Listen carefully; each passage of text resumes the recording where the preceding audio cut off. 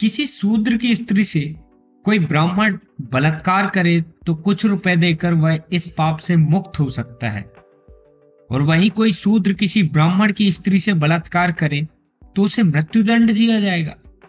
यह किस तरह का न्याय है, और वे कैसे लोग होंगे जो इस न्याय को मानेंगे, इस न्याय को एक्सेप्ट करेंगे?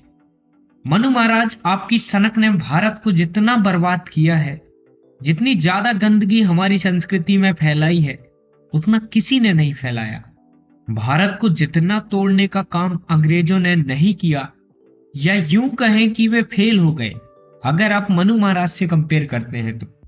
वहीं मनु महाराज 5000 सालों से लगातार सफल होते आ रहे हैं।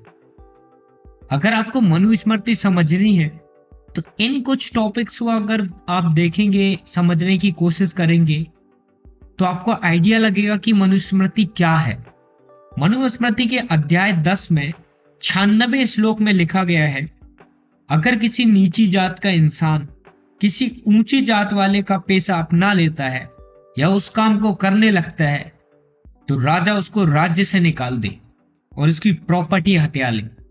ऐसे ही अध्याय 7 में 272वें श्लोक में लिखा है, यदि कोई शूद्र किसी ब्राह्मण को कुछ सिखाए या कोई ज्ञान देने की कोशिश करे तो शूद्र के कानों में गर्म तेल डाला जाए।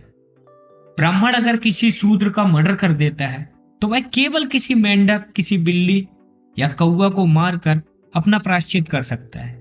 मैं उम्मीद करता हूं कि आपको आइडिया लग गया होगा कि यह किस तरह की न्याय प्रणाली है।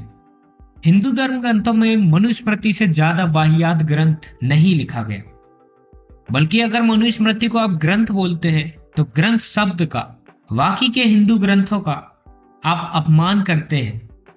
अगर ब्राह्मणों को भी इस पाप से बचना है, और बचना ही चाहिए, तो उन्हें इस तरह के विचारों का खंडन करना चाहिए।